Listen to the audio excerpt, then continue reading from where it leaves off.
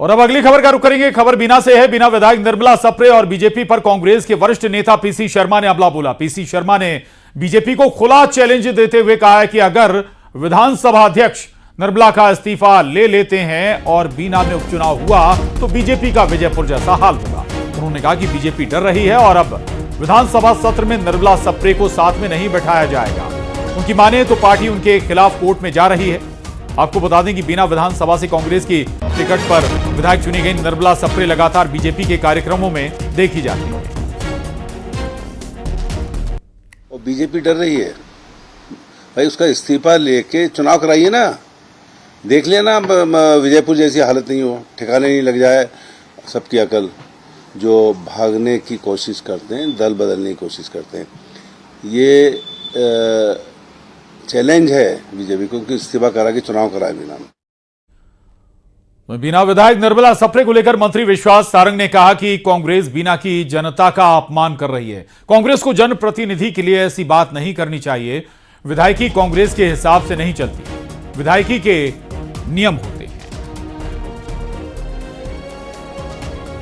कांग्रेस तो बीना की जनता का ही असम्मान करना चाहती है।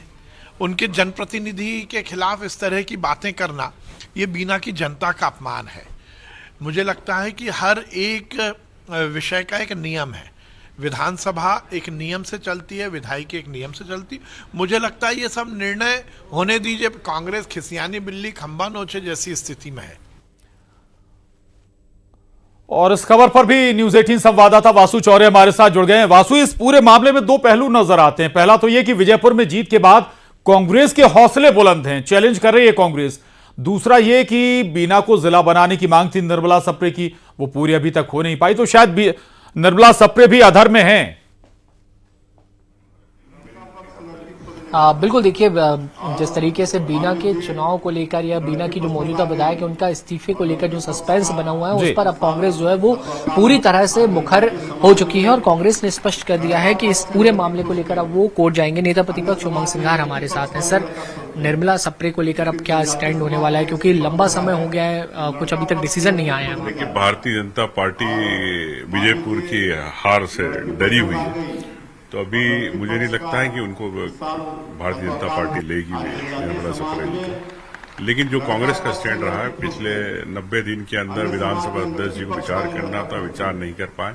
हम हाईकोर्ट गए, हाईकोर्ट में हमने कल लगाया है, तो अब आने वाले दिन में हाईकोर्ट तय करेगा निर्मला सप्रे का भविष्य। सर, क्या लगता है बीजेपी क्या चुनाव नहीं कराना चाहती, उपचुनाव से बचना चाहती है, और क्या आप लोग तैयार हैं वहां पे चुनाव के लिए? स्वाभाविक है, जिस दिन से वो पार्टी विरोधी गतिविधियों में रही है पिछले 3-4 महीने से, तो हम लोग तो जब से तैयारी कर रहे हैं, तो हम तो तैयार हैं चुनाव के लिए। भारतीय जनता पार्टी भागे।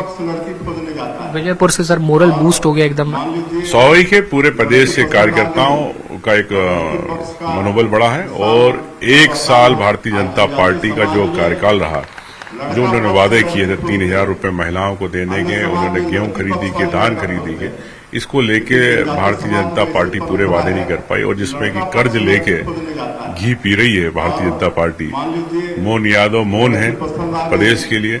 तो मैं यही समझता हूं कि ये एक साल के अंदर भारतीय जनता पार्टी को इस विधानसभा क्षेत्र में अपने विकास का श्वेत पत्र लाना चाहिए। विकास का श्वेत पत्र विधानसभा में लाना चाहिए बीजेपी को। निर्मला सप्रे को लेकर स्टैंड क्लियर है कि अब कांग्रेस कोर्ट में पहुंच चुकी है।